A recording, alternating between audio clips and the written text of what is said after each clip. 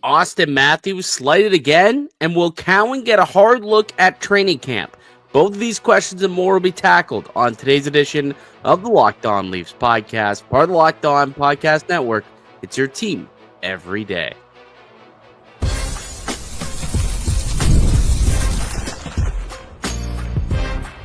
You're Locked On Maple Leafs, your daily podcast on the Toronto Maple Leafs. Part of the Locked On Podcast Network, your team every day.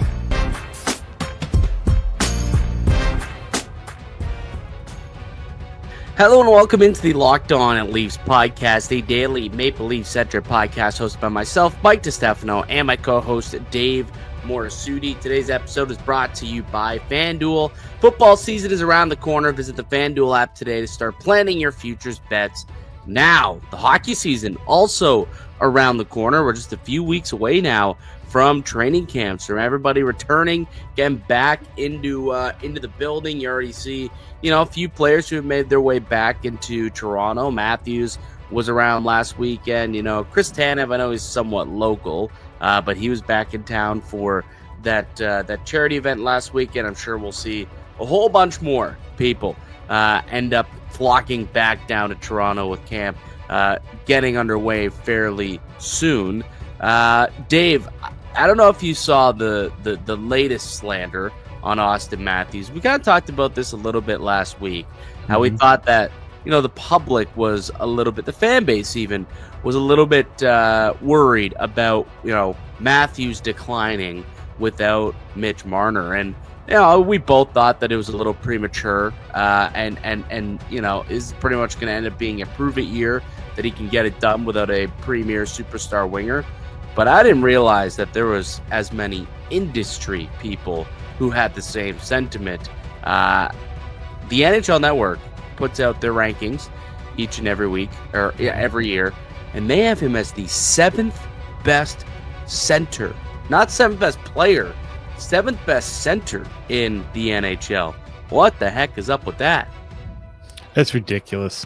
It's like there's no other way to say it. It's absolutely ridiculous to think that a guy who was a Art Ross, he won the Pearson Award, the one that it used to be the Ted Lindsay. The Ted Lindsay, right?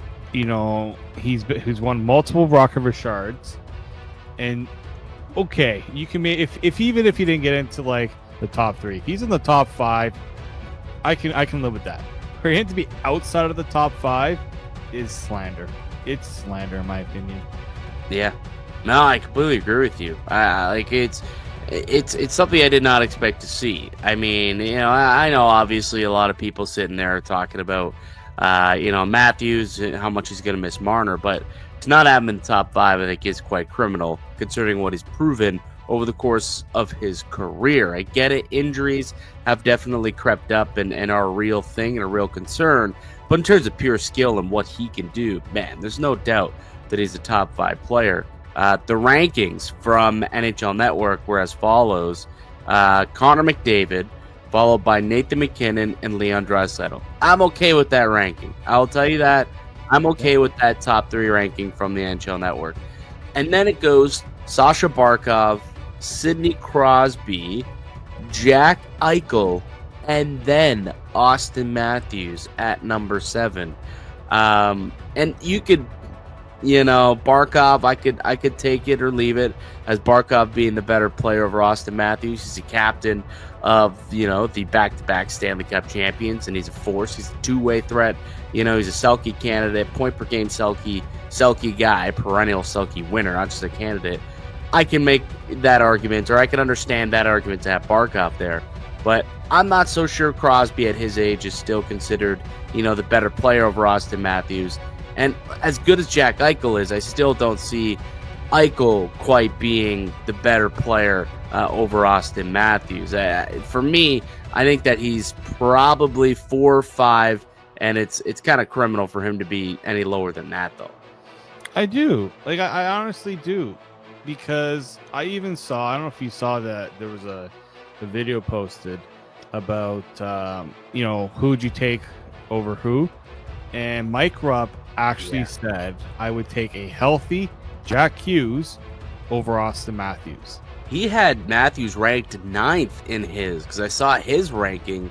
He literally had him ranked 9th. He had not only Jack Hughes ahead of him, but Braden Point ahead of him as well. Like, here's the thing I'll say to this. He says, I would take a healthy Jack Hughes. The most Jack Hughes has ever played is 78 games once. So you're putting a big if on that one. Now, look, when he did play those 78 games, he was close to 100 points. So it's a pretty good season for him. Well, what about this, Dave? What about a healthy Austin Matthews? Because you didn't have a healthy Austin Matthews a year ago.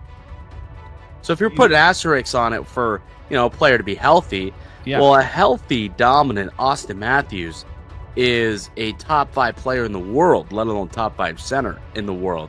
So if we're going spade to spade and we're talking, guys at their best when they're healthy, give me Austin Matthews over a number of players. Absolutely. And when he is healthy, he is producing far more superiorly than Jack Hughes. And it's not even offensively.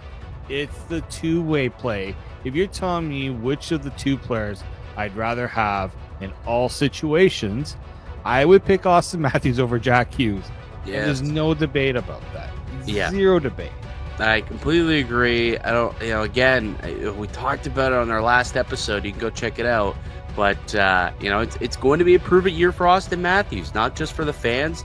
But there's a lot of, former players out there, and Mike Rupp and pundits out there in the media that believe that Matthews is on the downturn, whether it's because, of the injuries piling up or, coupled with the fact that he's going to be losing Mitch Marner. And will he be able to still drive a line and still be as dominant without, such a puck-dominant winger, a playmaking, skilled winger next to him? And look, there is going to be question marks about, how much it impacts him. But to a degree where he's ranking 9th on a centers list is absolutely asinine when, this guy was like pretty firmly in the top 3-4 centers for quite some time. If we're talking health, spade to spade, health for health, Matthews is the top 5 center in the world. It's no question to me. Coming in at 7 or let alone 9 from Mike Rupp, disgraceful, absolutely disgraceful. The best part of all this, they tweeted out, the NHL Network tweeted out, Austin Matthews might be the most important player on the Toronto Maple Leafs. Might? Let's maybe define it as he is the most important player on the Toronto Maple Leafs. Yeah. What are we talking about here? I cannot believe that people are pushing him down so much. I know, and I hate to say, as you said before, it's not just the media, it's the fan base too. Why? Oh, why? I can understand if you're frustrated with the injury. I can get that, but it's Austin Matthews, for goodness sake. I know. It's